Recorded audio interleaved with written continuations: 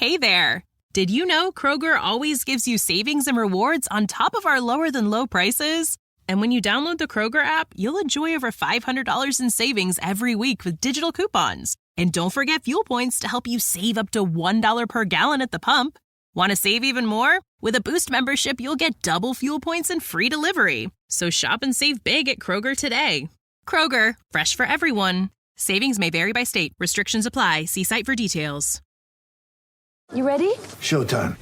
On May 3rd, summer starts with The Fall Guy. Let's do it later. Let's drink a spicy margarita. Make some bad decisions. Yes! Audiences are falling in love with the most entertaining film of the year. Fall Guy. Fall Guy? Fall Guy. That's what the poster said. See Ryan Gosling and Emily Blunt in the movie critics say exists to make you happy. Trying to make it out? Nope. Because I don't either. It's not what I'm into right now. What are you into? Talking. Yeah. The Fall Guy. Only in theaters May 3rd. Rated PG-13. The Two-Footed Podcast is brought to you by EPLindex.com and our presenting sponsor, Liberty Shield. Liberty Shield is a VPN provider. A virtual privacy network allows you to go online, change your location, access things you're geo-blocked from, while keeping your data safe. So, as an example, if you are a UK expat and want access to BBC iPlayer to watch Match of the Day or ITV Hub or all four, but you get that message that says this content is not available in your location, a Liberty Shield VPN gets you around that block, allows you to watch whatever you want on those services while also keeping your data safe. And it goes further than that. It allows you to open up Netflix's entire library by just changing your IP address. Liberty Shield is the #1 rated VPN provider on Trustpilot with 5-star ratings across the board. So go to libertyshield.com right now, use the code EPL25 and get either the hardware package or the software package. The hardware package is a router that you plug into your existing router, and any item you want to change the IP address on, be it your phone or your television, you connect that to the new Liberty Shield router. All other items can remain connected to your existing router. There's also a software package, which is instantly downloadable to your device and you can get using straight away. Again, libertyshield.com, EPL25 for 25% off at checkout. We're also brought to you by Home of Hopcroft, a giftware and homeware company located in Scotland but shipping worldwide. Check out homeofhopcroft.co.uk and do check out the EPL Index and Anfield Index shops, which you'll find on Etsy. Use the codes EPL10 or RED10 for 10% off at checkout. And lastly, do remember to check out A Tad Predictable, hosted by Tadiwa. That podcast is on this feed before every Premier League match week. And then the EPL Roundtable, hosted by Kevin DeVries, on its own EPL Roundtable feed. So just search EPL Roundtable in your podcast device. And that's out after every match week. Now, on with the show.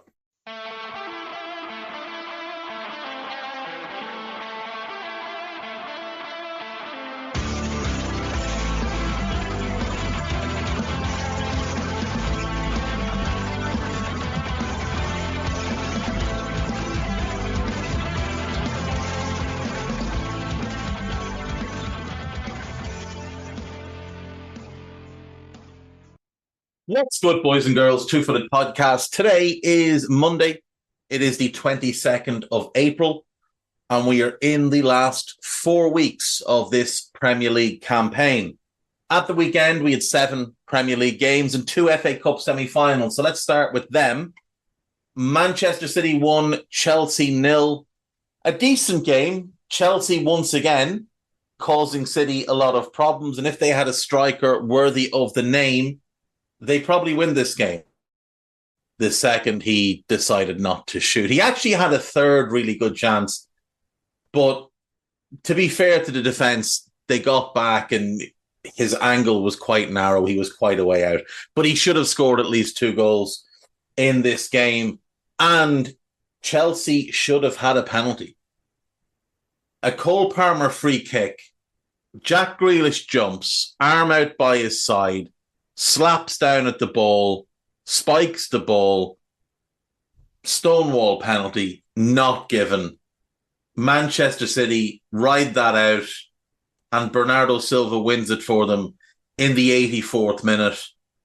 There's an element of luck. Cross played in. Cucurella is in good position. He goes to deal with the initial cross. It's dealt with before he gets there, bounces back out, and Bernardo Silva, who he had been marking, finishes from close range. 1-0 to Manchester City, and they advance to the FA Cup final, where for the second year in a row they will take on Manchester United, who are very, very, very lucky boys. Very lucky boys. Now, United, to be fair to them, dominated the first hour of this game, and Scott McTominay put them one up on 23. Well-timed run into the box, arriving late. I think the goalkeeper should do a little bit better at cutting the cross out. He doesn't. McTominay taps home. Just on the brink of half-time, Harry Maguire doubles the lead with a towering header, I suppose we'll call it, a powerful header off a set piece. Really good header, really good goal, fair play. 2-0. On 58 minutes, Bruno Fernandes makes it 3. It's a well-taken goal. And at this point, you're a little bit concerned that United are going to run away with this. It's going to be very embarrassing for Coventry. But on 71, Ellis Sims pulls one back. It's a nice, tidy finish. On 79, Callum O'Hare has a shot deflected, loops over the goalkeeper and into the corner. And then, in the 95th minute, it's a cross from the right-hand side. It strikes the arm of Wan-Bissaka. No question it's a penalty. Haji Wright steps up, scores, and sends the game to extra time. Now, I did see some United fans say after the game, well, you can't blame Onana. It could have been 6 or 7 without him. Coventry had 5 shots on target in the whole game. 3 of them went in. In extra time, not a whole lot happened until stoppage time and extra time. So ball played down the left. It's cut back into a central area. And stepping onto it is Victor Torp, who finishes to complete the comeback. Coventry 4, Manchester United 3. It's one of the great moments in football. A championship side coming from nowhere, coming from 3-0 down at Wembley, the scene of heartbreak for them last May, might have been June, I think it was May, when they lost the playoff final on penalties. And now they've exercised that demon. They've come from behind. They've upset the giant that is Manchester United. It's one of the great moments in football history. And then it's taken away. And I'm not being funny, and I'm not being conspiratorial, but I don't for 1 second believe that that's offside. If you watch the image of that offside, number one, the ball is an elongated blur. And number two, when you look right in on the line, the line goes over the foot of the United defender. It doesn't begin at the end of his foot. It goes over his foot. I don't believe that's offside. I think Coventry have been robbed. And I think the game of football on the whole has been robbed. We go to penalties. Casemiro steps up. It's an awful penalty. It's as bad as Bernardo Silva's in the week. Haji Wright scores. Diogo Dalot scores. Victor Torp scores. Christian Eriksen scores. Callum O'Hare stepped up and he just looked far too confident. Far too confident. It's not a great penalty. Onana makes the save. Bruno steps up. He's always going to score. Ben Sheaf steps up. Captain, leader, one of their best players. He's had an outstanding game. He just leans back and fires it over the bar. And then Rasmus Højlund steps up and he scores and then embarrasses everybody with his celebration. Anthony showed that he has absolutely no class, cupping his ears and running by the Coventry players. Like, first and foremost, you are crap. Like, you're one of the worst players in the entirety of the Premier League. You cost £80 million when Manchester United bought you. And if they put you on the market right now, I would imagine 15 to 20 million is probably what he'd bring in. Like, if we look at his time at Manchester United, this season, he's played 34 games, about 1,700 minutes, 2 goals and 2 assists. Then last season, he played 44 games for Manchester United. He had 8 goals and 3 assists in about 3,200 minutes. In the Premier League, he had 4 goals and 2 assists. His goals last year, to be fair, one was against Barcelona, one was against Real Betis.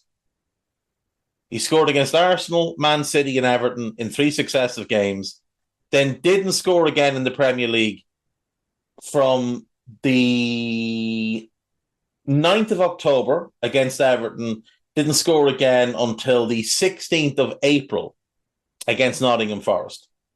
So he scored goals against 3 good teams, Man City, Arsenal and Barcelona.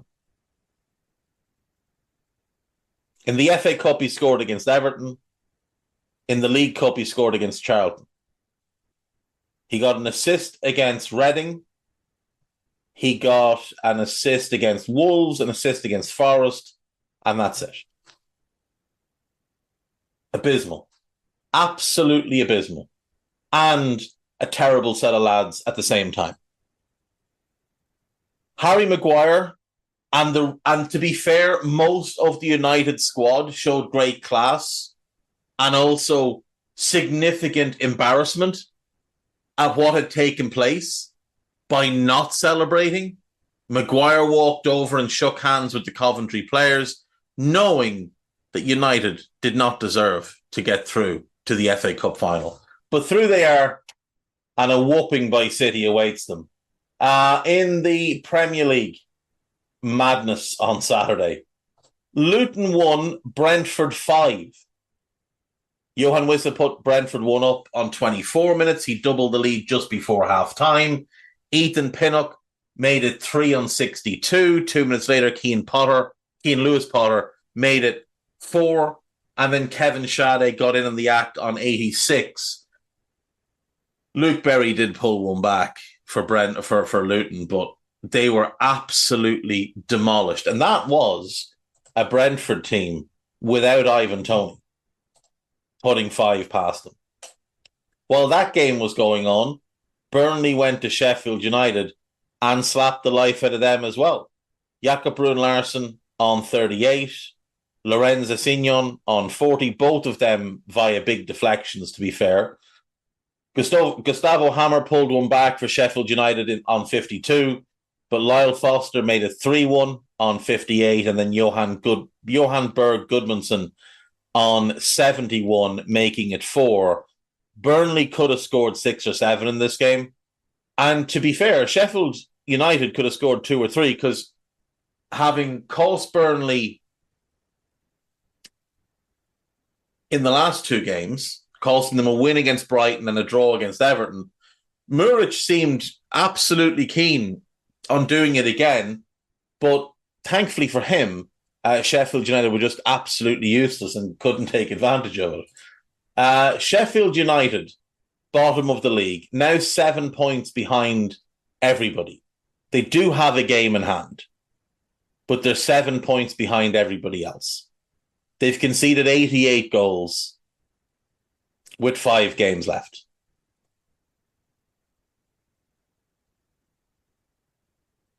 United away, Newcastle away, Forest home, Everton away, Spurs home.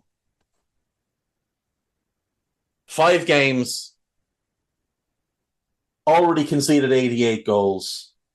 The likelihood, I would suggest, is that they sail past the 100-goal conceded marker.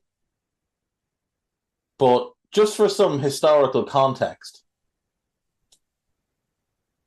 they're conceding 2.67 goals per game, which works out at 101 goals conceded over a season. The current Premier League record is 100 goals by Swindon in 93-94. And Swindon played 42 games in that season. Right now, only that Swindon team, Ipswich in 94-95, which was also 42 games, and Derby County in 07-08, the worst team in Premier League history, have conceded more than Sheffield United with 5 games left. And when you look at those games, like, you could easily see United, Newcastle and Spurs all scoring 4, 5, 6. I just don't see any possible way they come in below the 100 mark. But as things stand, even if they just concede at the same 2.67 rate for those 5 games, even if things don't get worse and they don't get shellacked, that's still 13 goals, which would still be 101. Just continuing as it is. But if they get hammered in a couple of them, like, that's going to get much worse. Could be 105, could be 108. Who knows? Who knows what this team is capable of allowing in these next 5 games? Now, for Burnley, they now have a chance at survival. They really do. They have a chance to stay up. Everton's win, which we'll come on to, means that, barring another points deduction, Everton are probably going to be fine. So it really comes down to one of Nottingham Forest, Luton or Burnley will be in the division next year, and the other 2 will be gone. Now, Forest do have their appeal against the points deduction. We'll see what happens from that. But as things stand, like, Burnley could leap Forest and Luton. They're 2 points behind Luton, 3 behind Forest. They've got a much worse goal difference than Forest and a slightly worse goal difference than Luton. But if we look at the remaining games, Burnley play Manchester United away, Newcastle home, Tottenham away, but final day of the season, they play Nottingham Forest at home. So let's just say they can sneak a draw in the next 3. Let's say they draw at home to Newcastle. And let's say Forest lose their next 3, which are City at home, Sheffield United away. Now, that's probably what saves Forest. And then Chelsea at home.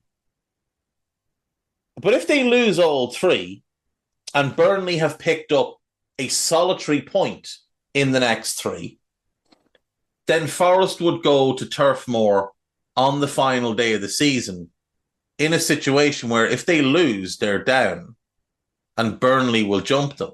Now, obviously, that's not factoring Luton in here, but the point remains the same for Burnley to finish above Forest. With Luton, their last 4 games, Wolves away, Everton home, West Ham away, Fulham home final day of the season. There are 2 winnable games there. Everton home and Fulham home on the final day are both very winnable for Luton, but not if they play like they did at the weekend. That was unacceptable. But I do think we're now in a situation where it is 3 and 2 of them are going down. I think Everton, 4 points ahead of Forest and the game in hand, I think they're now going to be all right. We'll go back to the weekend's games then. The last game on Saturday, Wolves 0, Arsenal 2. Arsenal, good value for the win overall, but a little bit fortunate at the same time. Probably should have gone 1-0 down. João Gomes should score, and Raya is very lucky, knows very little about the save. Trossard's goal is a complete fluke. And don't let anybody tell you otherwise. He is stretching for that ball and he just big toes it. And because he big toes it, it gets a weird spin and just sort of lifts into the top corner. And the goalkeeper is expecting a shot that has more power on it and probably lower trajectory. But it is absolutely a fluke. He didn't mean to put it where it went. And that was on 45 minutes, just before half time. And Martin Odegaard doubled the lead on 95. A decent finish from a close angle. Arsenal overall, good value for the win. Certainly the better team on the day, as you would expect, against a bottom half team. But Wolves did cause them some problems. And like I said, Wolves probably should have gone in front. Most controversial Premier League game of the weekend. Everton 2, Nottingham Forest 0.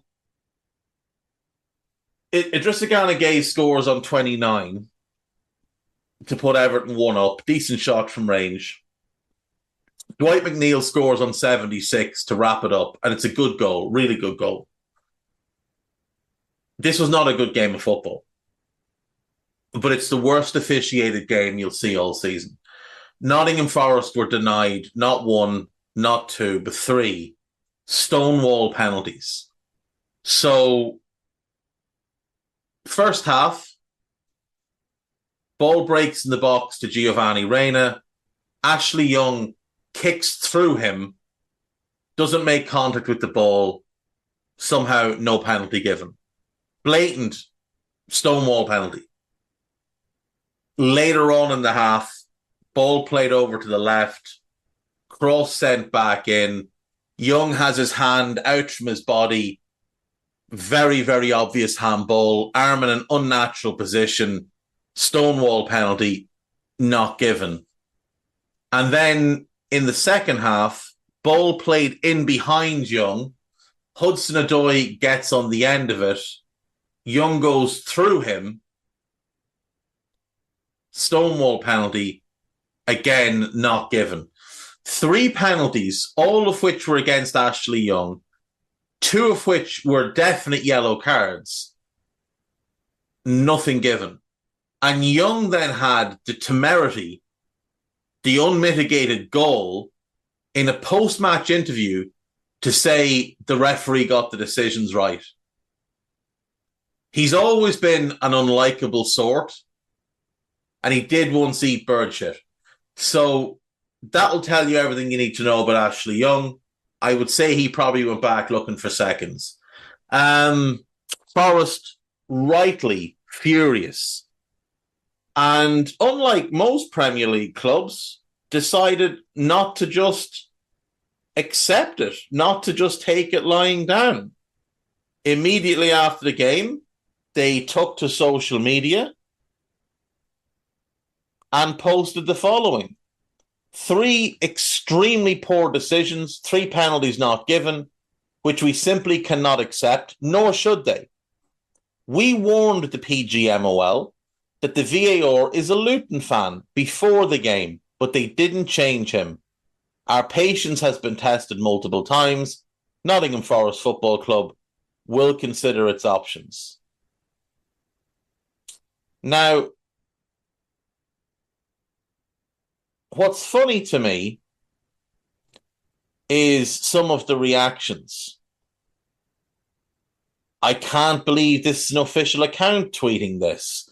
The owner definitely logged in and tweeted this. His club, his rules. Here before deleted. Might be the most embarrassing tweet from an official club account of all time. I'm sorry. In no way is that embarrassing. It just isn't.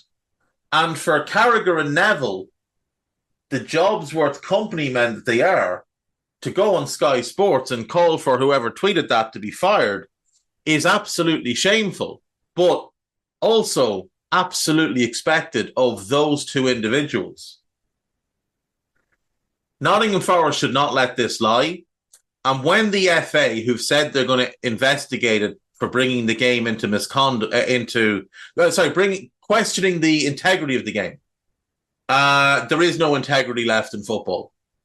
There's no integrity left, certainly in the Premier League, certainly with the PGMOL, and certainly with Sky Sports. There is no integrity left. So hopefully what we see is more clubs back Nottingham Forest. And if Forest get fined, they should refuse to pay it. They should absolutely refuse to pay it. And go as far as bringing the case to court if they have to. And let's get it all out in the open. An absolutely disgraceful display by the match official. How he misses them, I don't know. How the match officials miss these, I don't know. But, it is very, very questionable. Pre-game, having a Luton Town fan on VAR in a game against Nottingham Forest when relegation is so prevalently a threat for both. Moving on to maybe the biggest surprise of the weekend, not the winner, but the scoreline. Crystal Palace 5, West Ham 2. Now, prior to this game, there were a couple of things you said about Crystal Palace. Number one, been very unfortunate with injury this year.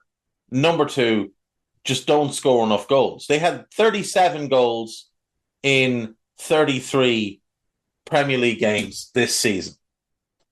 Let's go back and see when Crystal Palace last scored 5. Crystal Palace 23-24. Now, in a Premier League game, we're not going to look for cups or anything like that.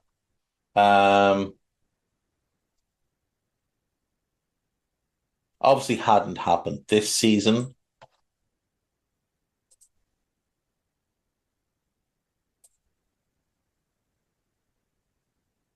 Last season, they scored 5 away to Leeds on April the 9th. So it had been over a year. Over a year. How many times then has it happened in the last 5 years, say? They scored 4 away to Watford the year before, but not 5.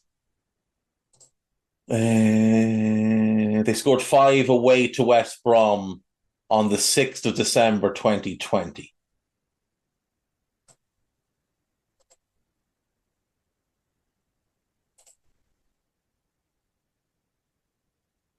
They did not manage it the year before. In fact, they did not score more than 2 goals in a game in the 1920 season. So 18-19. And no. Oh, they did. They score a 5-3 win over Bournemouth. So it's that 4 in the last 5 years. 4 times in the last 5 years. That's actually better than I thought it was going to be. To be fair, that's better than I thought it was going to be. Olise scored on 7 minutes. Eze scored on 16. Emerson Palmieri put through his own net on 20. Mateta made it 4 on 31, and it looked like West Ham might actually just sack David Moyes while the game was going on. Mikel Antonio pulled one back just before half time. Mateta made it 5 on 64. A just horrendous Dean Henderson own goal. Ball knocked back to him, fails to control it and bounces into the net on 89. And that wraps the game up. 5-2 to Palace. Great win for them. Horrible for West Ham. Aston Villa 3, Bournemouth 1. Villa were scintillating going forward in this game, but Dom Solanke had put them 1-0 down. His goal from a penalty on 31. I think that's 18 Premier League goals for the season for Solanke. But Morgan Rogers scores just before half-time. Moussa Diaby scores on 57, and Leon Bailey wraps it up on 78. What was really exciting about this Villa performance was that front four. Diaby playing as the 10, Bailey as the right winger, Rogers as the left winger, Watkins up front. You've got pace and power everywhere, interchangeable.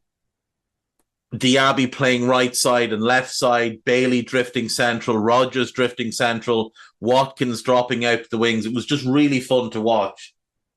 And they were good value for another good win for them. Final game then, Fulham 1, Liverpool 3. Fairly uneventful first half, lit up by Trent Alexander-Arnold's free kick on 32 minutes. Timothy Castagne would equalise on the brink of half-time. Ryan Gravenberch scored an outstanding goal on 53, very Yaya Toure-esque.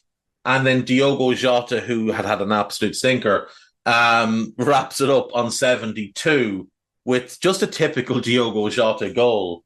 So big win for Liverpool, especially off the back of Arsenal winning. The league table is as follows. Arsenal on 74, Liverpool on 74. Both have played 33 games. Man City on 73, they've played 32 games. So it is advantage City for right now. Aston Villa in fourth, 66 points from 34 games. Spurs, 60 points from 32 games. So still very much in the mix for top four, but Villa have opened a little bit of a gap in terms of goal difference. They have a 5-goal advantage there. Then it is a 10-point drop to Newcastle and Manchester United, both of whom have played 32 games. Then it's West Ham in 8th on 48 points from 34 games. Chelsea in 9th, 47 points from 31 games. So Chelsea still have 7 games left in the league. Then it is Brighton on 44 from 32 games. Wolves on 43 from 33 games. Fulham 42 from 34. Bournemouth 42 from 33. Crystal Palace 36 points from 33 games.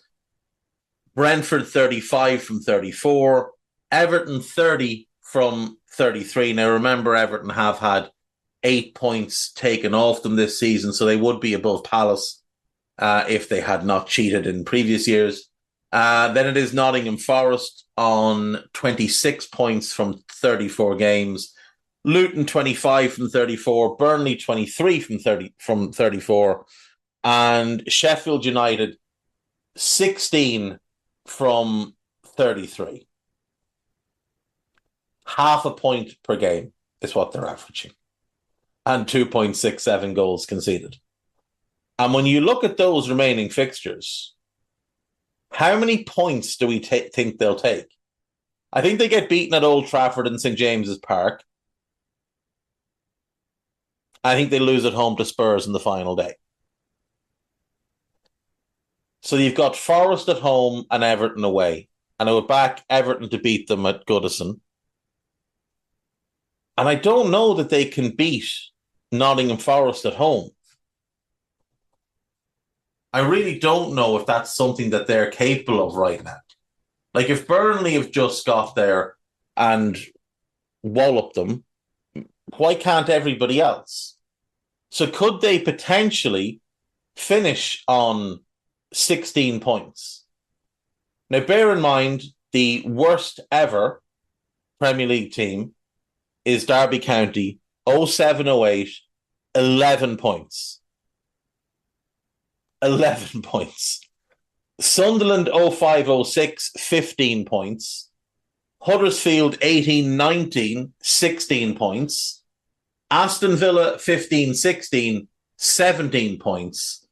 And Sunderland 02-03, 19 points. Now, I think there's a real chance that Sheffield United are finishing in that top five and doing Sunderland the massive solid of removing the embarrassment of having two of the five worst Premier League seasons of all time.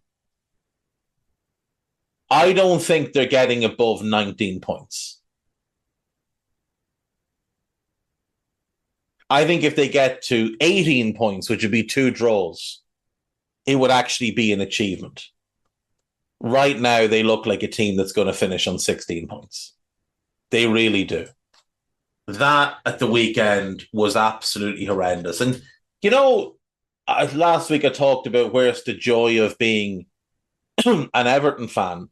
And you could say the same about Sheffield United, given what's gone on at the moment. And I did say on Twitter that I was looking at what they've done this year. And, you know, imagine having to pay your hard-earned money to go and watch that muck that they serve up. But there is joy in being a Sheffield United fan. For example, last season, they finished second and were promoted. There's joy. The year before, they finished fifth in the championship and were in the playoffs. At least there's fun about the playoffs. The year before that, they finished 20th. They were abysmal. Everybody knows that. No need to get too deep into it. The year before that, they finished 9th in the Premier League in their first season back in the Premier League in a while.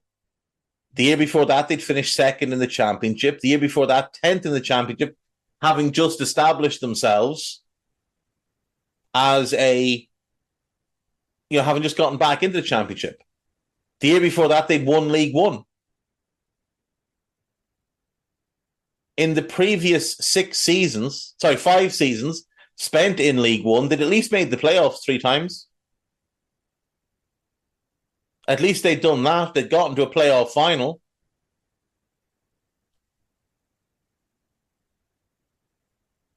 Like, it's been a long time for them, obviously, since they were in the Premier League. 06-07, they were in it for 1 year, relegated straight away. So for Chris Wilder to get them up back in the 18-19 season when they finished 2nd in the Championship, come into the Premier League for 19-20 and finish 9th, that's joy. That's real joy. And like, they've had adventures. They've, been up and down the divisions.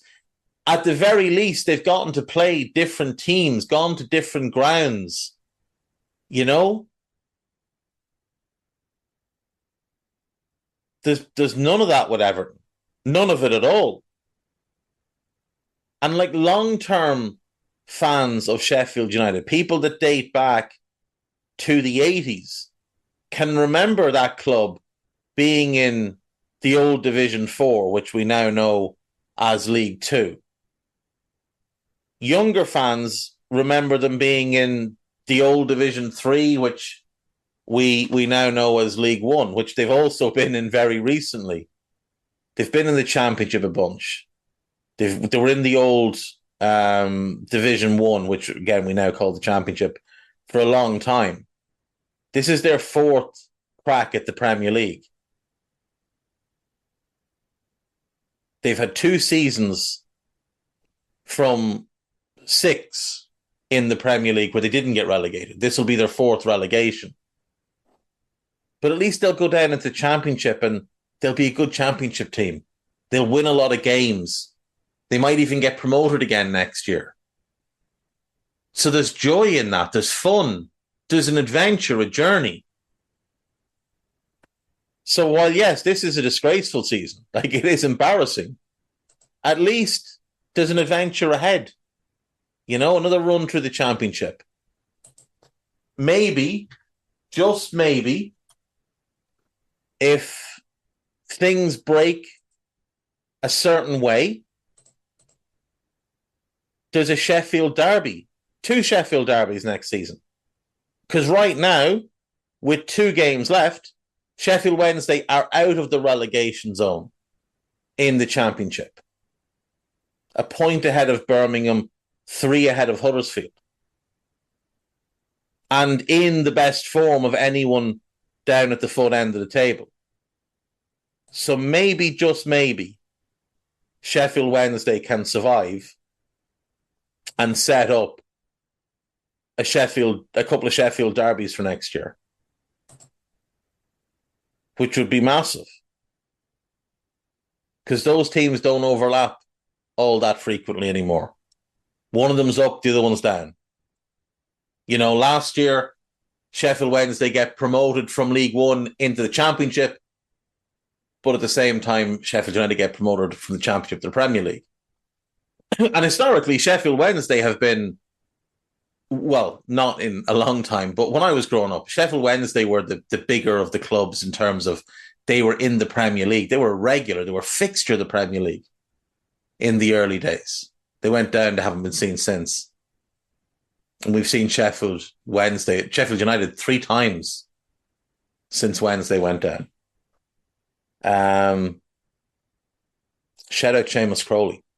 The only Sheffield Wednesday fan that I knew growing up. I'm convinced the only one on this entire island. I'm convinced. If you know a Sheffield Wednesday fan from Ireland, get in touch with me. I have questions to ask that person. I'll go to break, back after this. Right, welcome back. So I thought we'd take an out stroll around Europe and see what took place at the weekend.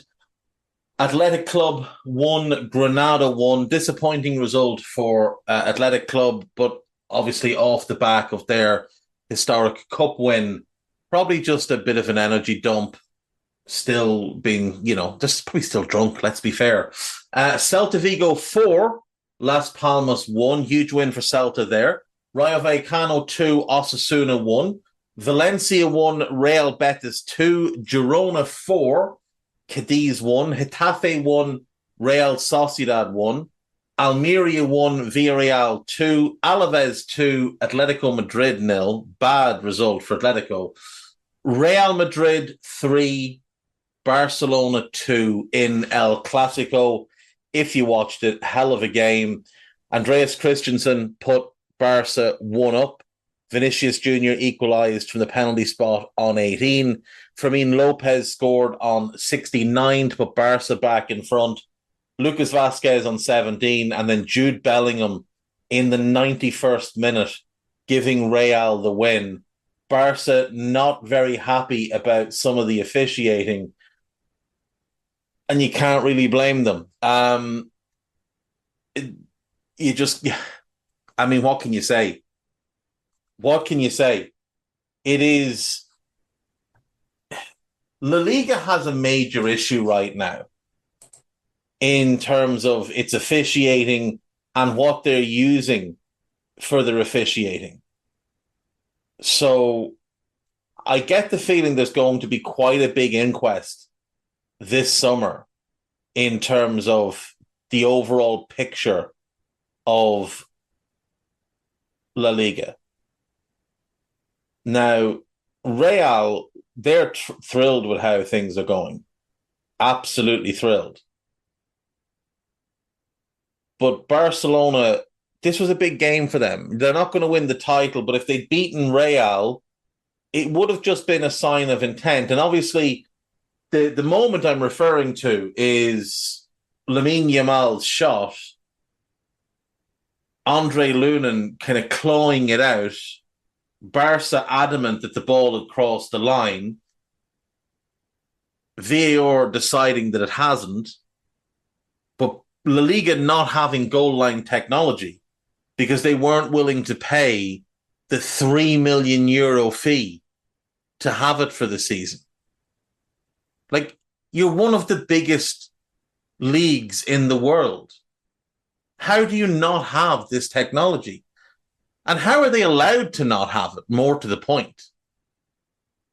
Like, if VAR has been forced on everybody and it's questionable at best, goal line technology, which, other than the one fail a few years ago when Villa stayed up based on goal line technology, other than that, it has been flawless.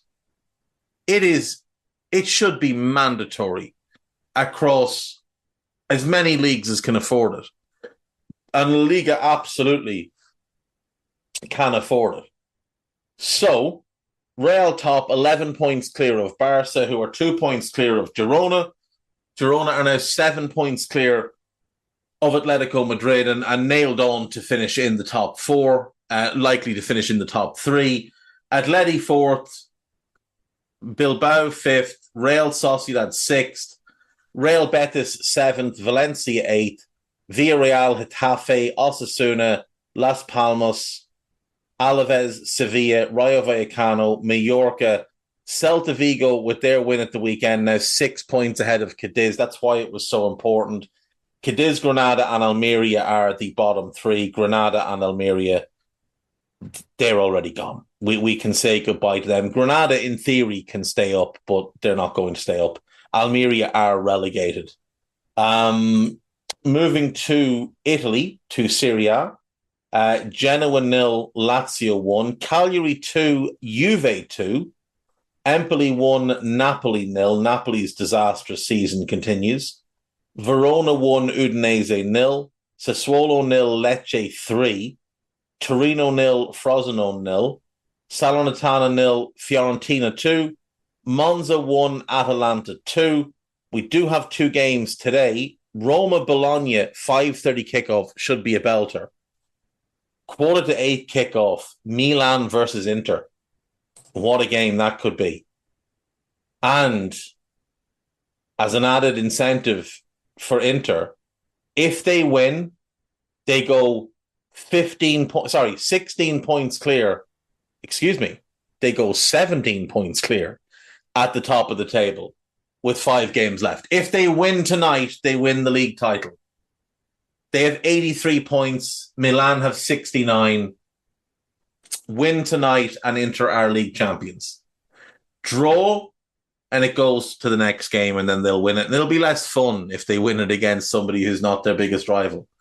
Juventus are 4 points back of Milan. Bologna are 5 points back of Juve. Roma are 4 points back of Bologna with the game in hand. So if they can win tonight, they move to within 1 point of Bologna, and they still have that game in hand. That could be huge. Then it's Atalanta, then Lazio, Napoli in 8th, Fiorentina in 9th, Torino 10th, Monza 11th, Genoa 12th, Lecce, Cagliari, Verona, Empoli. And then it's basically Salernitana are gone. 2 of 3 will go. Udinese, Frosinone, and Sassuolo. 2 of 3. Udinese, for as long as I can remember, have been a fixture in Serie A. Let me just have a look and see how long they've been in Serie A in this run. Well, they've been there since at least 2000, 2001. They've been a consistent in the division. 95-96. 95-96, they have been in the top flight. And that potentially comes to an end this season if they don't book their ideas up. In the Bundesliga, Eintracht Frankfurt 3, Augsburg 1, Heidenheim 1, RB Leipzig 2, Wolfsburg 1, Bochum 0, Cologne 0, Darmstadt 2, Hoffenheim 4, Mönchengladbach 3, Union Berlin 1, Bayern Munich 5, another goal for Harry Kane. And if we can just all take a moment, I know it's fun to laugh at Harry Kane not winning anything and joining Bayern and Bayern's reign of dominance coming to an end. But Harry Kane, in 41 games this season, 40 goals and 13 assists, he has lived up to his end of the bargain. He has been let down by those around him. Big upset, Werder Bremen 2, Stuttgart 1. Dortmund 1, Leverkusen 1. Then yet another late goal for Leverkusen to sustain that unbeaten run. And then Freiburg 1, Mainz 1. So Leverkusen are obviously champions, as we know. Bayern 2nd, Stuttgart 3rd, Leipzig 4th, Dortmund 5th. Stuttgart have a 6-point lead and superior goal difference over Dortmund. So top 4 should be pretty secure for them. Even if Leipzig managed to overhaul them, I don't think Dortmund will. Then it's Eintracht Frankfurt, then Freiburg, Augsburg, Hoffenheim, Heidenheim, Werder, 11th. I would have taken that start of the year. Gladbach, Wolfsburg, Union Berlin, who looked dead and buried 10 weeks into the season, but should be okay. Mainz have pulled themselves out of the relegation slots with a really good run. Then Bochum, Cologne and Darmstadt are going down. Bochum are going to be in the relegation playoff unless they can get themselves back ahead of Mainz. In France then, with the big game obviously last night, but prior to that, Nice 3, Lorient 0, Nantes 0, Rennes 3, Lens 1, Clermont-Foot 0, Le Havre 0, Metz 1. That was a bit of an upset. I wasn't really expecting Metz to win away from home because they just haven't been good away from home. Lille 1, Strasbourg 0, Reims 1, Montpellier 2, Brest 0, Monaco 2, big result there. Toulouse 2, Marseille 2, and PSG 4, Lyon 1. Matic own goal, Lucas Beraldo, Goncalo Ramos, Ernest Nuama scored for Lyon, and then Ramos wrapped it up just before half-time. Goncalo Ramos with his second of the game, PSG's fourth, and they are now on the brink of yet another league title. They're 11 points clear with 5 games left to play. Monaco beating Brest now go above them into second with the game in hand on Brest. Then it is Brest, then Lille, who also have a game in hand on Brest and only 1 point behind and in much better form. So potentially Champions League berth for them. Nice, they've just been a mess since the turn of the year. In 5th, very inconsistent. Lens in 6th, Rennes in 7th, Lyon in 8th, Marseille 9th, Reims 10th, Toulouse, Montpellier, Strasbourg, Nantes. Metz are out of the relegation spots, which is huge.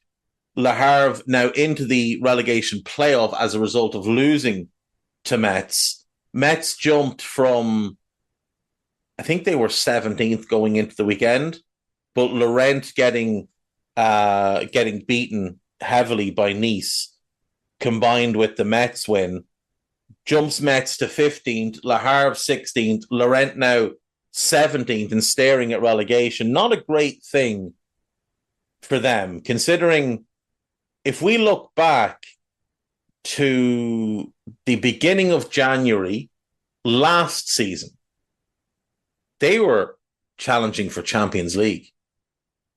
And now look at them. Clermont-Foot bottom, they will be going down for certain. We had no games in the Scottish Premiership at the weekend, but we did have the 2 Scottish Cup semi-finals. Aberdeen 3, Celtic 3. How Celtic allowed this to end up the way it did, I've no idea. They did go 1-0 down. Miovski scored. Then Kuhn and Forrest put them 2-1 up. Sockler equalised in the last minute. Went to extra time. Matt O'Reilly scored to put Celtic back ahead. And then again in the last minute of extra time, Angus MacDonald scored. And it went to penalties. And Celtic finally ended up winning 6-5 on penalties. But who thought it was a good idea for Joe Hart to take the 5th penalty? Like, whose decision was that? Absolute brain fart. And almost cost them. Thankfully, it didn't. They will take on Rangers, who beat Hearts 2-0. Cyril Desters with both goals in that one. So that Scottish Cup final will take place on May 25th. Obviously, the Scottish Premiership is still in the offing. Rangers and Dundee drew 0-0 last week, which is a bad result for Rangers because that was their game in hand. And they were, kind of banking on that one to keep them in line with Celtic. But Celtic are top, 3 points clear of Rangers, and the title is between them with 5 games left. And a massive Old Firm derby coming up on the 11th of May at Parkhead. It's an early kickoff, should be an absolute belter. In the Eredivisie, we also had no games. We do have a full round of games on Wednesday, Thursday, and then the weekend, but there's no, which is weird. They're splitting it across basically 5 days, but it is what it is. We did have the Dutch Cup final, which Feyenoord beat NEC 1-0. Piaxo with the only goal of the game, so congrats to Feyenoord on that one. In Portugal, Sporting moved yet another step closer to their second title under Ruben Amorim. With a 3-0 win last night over Vitória. In the other games, Rio Ave and Arouca was 1-1. Moronense 0, Gil Vicente 1, Boa Vista 1, Estrela 1, Braga 2, Vizela 1, Chaves 2, Estoril 2, Famalicão 2, Portimonense 2, Casapia 1, Porto 2, Sporting 3, Vitória 0. Tonight is Farense versus Benfica. Assuming Benfica win that game, there will be a 7-point gap from Sporting to Benfica with 4 games left. So 2 more wins for Sporting from their last 4 will be enough for them. We might as well have a look in Turkey and see how the Super League is going. Obviously, a lot of controversy in Turkish football of late. Besiktas 2. I can't pronounce half these teams, so let's just say Besiktas 1, Trabzonspor 1, they beat Kayserispor. Alanyaspor beat Konyaspor 2-0. Fatih beat Istanbulspor 2-1. Ankara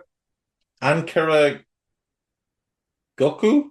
That's who Besiktas beat anyway. Istanbul Besiktas beat Rizaspor 2-0. Antalyaspor, not to be confused with Alanyaspor, Antalyaspor beat Hatayspor 2-1. Galatasaray beat Pendikspor 2-1. And tonight, Sivasspor take on Fenerbahce.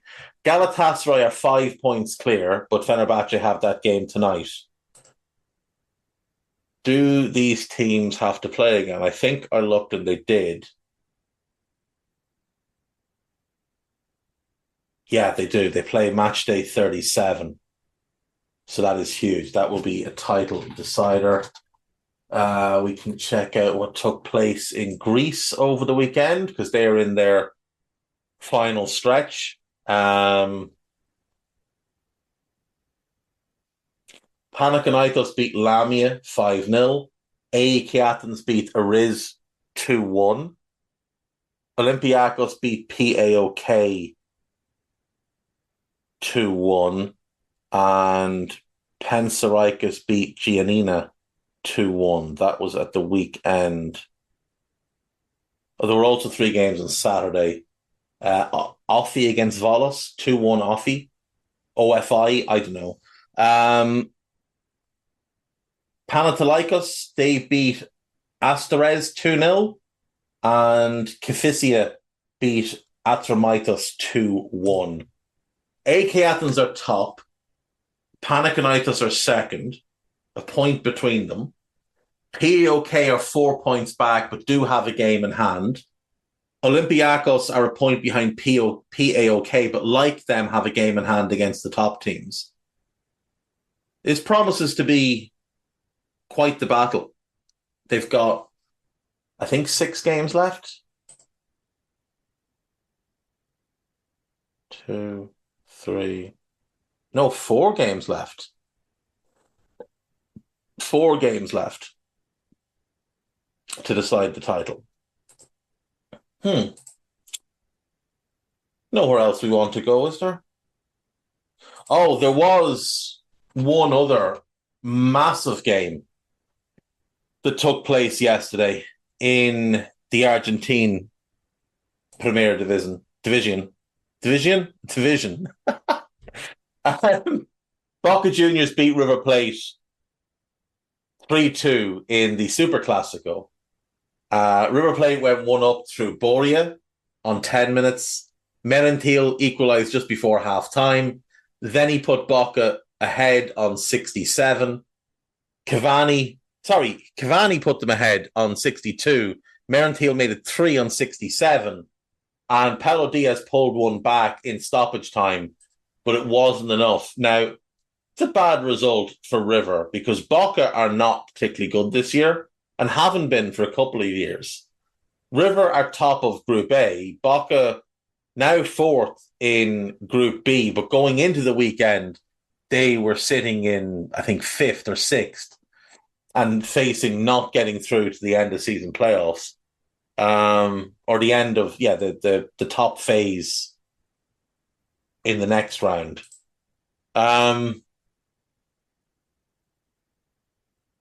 atmosphere at those games is unreal. Absolutely unreal. It really does put the European leagues to shame. Even the good European leagues aren't anywhere close to what we see in South America. In Brazil at the weekend, Grêmio beat Caluba 1-0. Bragantino beat Corinthians 1-0. Atletico Mineiro beat Cruzeiro 3-0. Palmeiras and Flamengo drew out 0-0. Vitória 2, Bahia 2. Atletico Paranaense 1, Internacional 1. Botafogo 5, Juventude 1.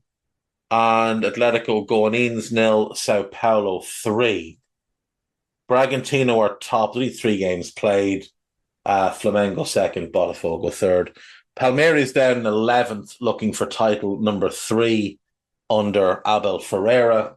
But so long to go in that competition. There's no point in really delving in too much. We will leave it there. Back after this.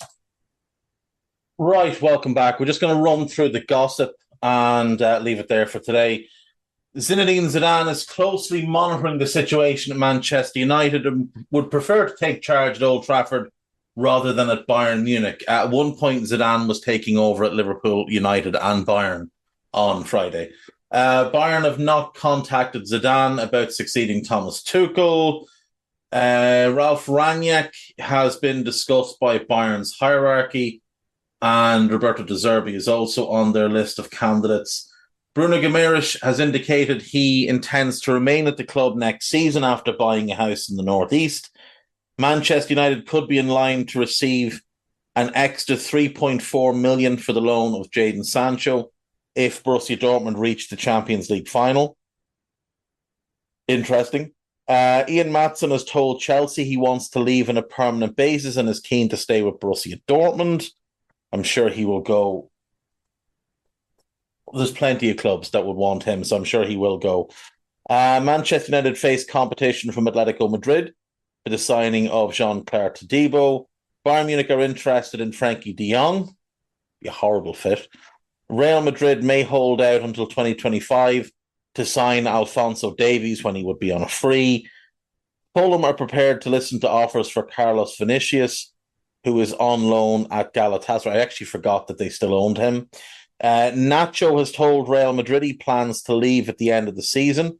I'm guessing he goes to MLS or Saudi, but an incredible servant to the club. Inter Milan could be an option. I don't really see that one. Manchester United will not make Sofian Amrabat's deal permanent, and nobody is surprised. Nobody is surprised by that. Real Madrid are leading the race to sign Bernardo Silva this summer. I don't think that's true. Barcelona are set to rival Real for the player. I think that is true, but I don't know if they have the money. West Ham had agreed a deal to sign Cole Palmer before Chelsea signed him last summer. I don't think that's true. Maybe on loan, but not on a permanent. Atletico Madrid would renew the contract of Antoine Griezmann. with his current contract set to run out in 2026. I don't think that's true either. Arsenal, Juventus, and Atletico Madrid are vying to sign Santiago Jimenez. He's very good. I do very much like him.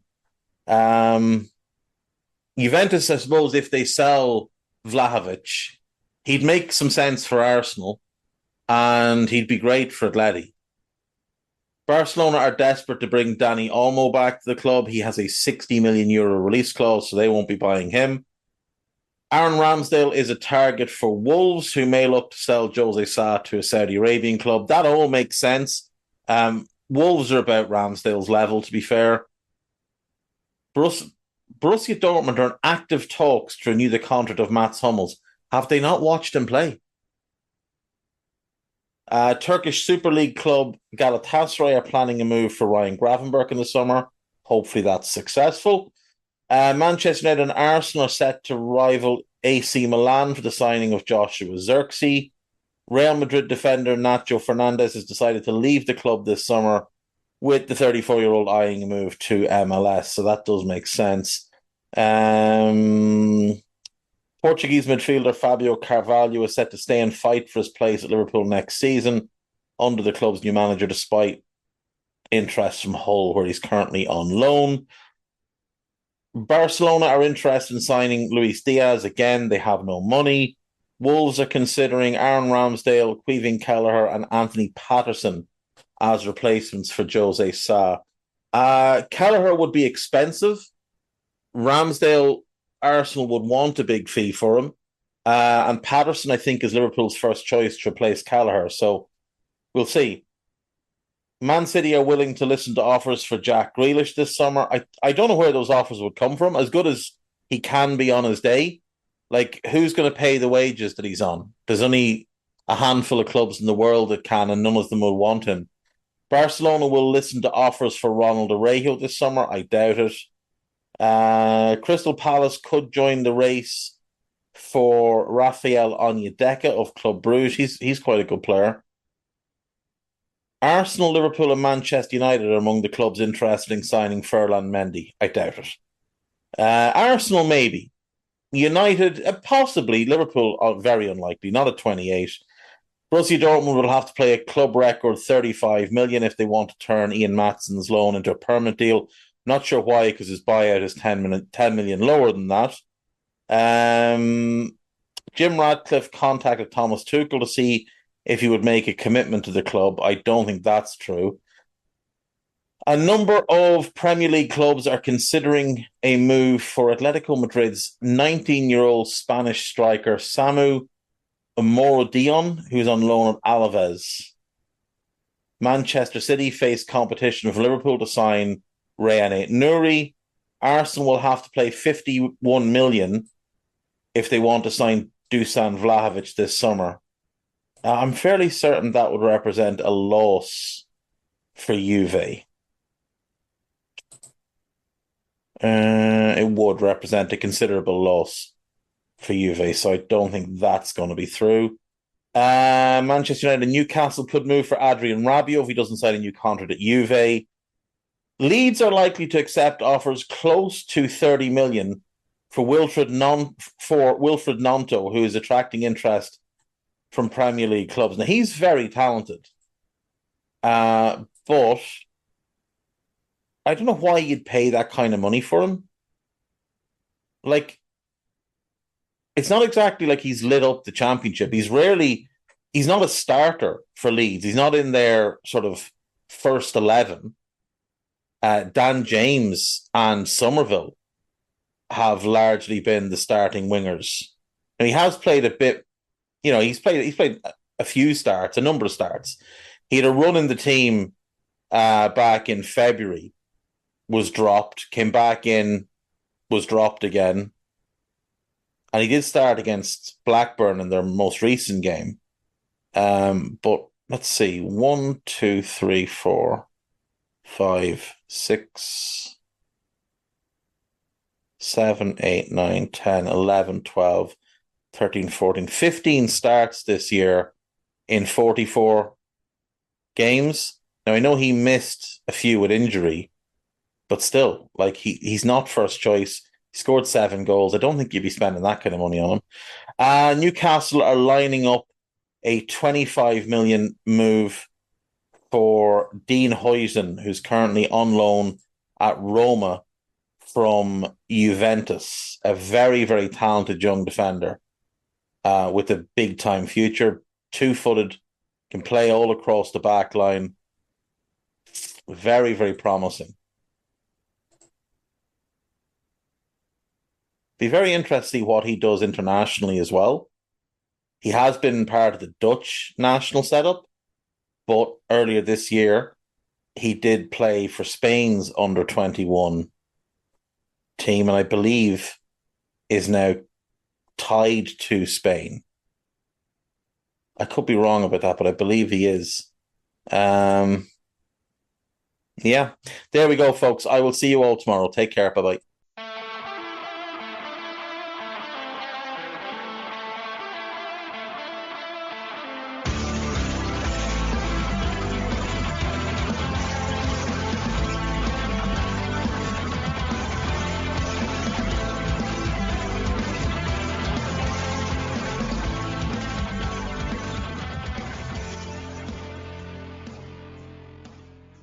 Sports Social Podcast Network.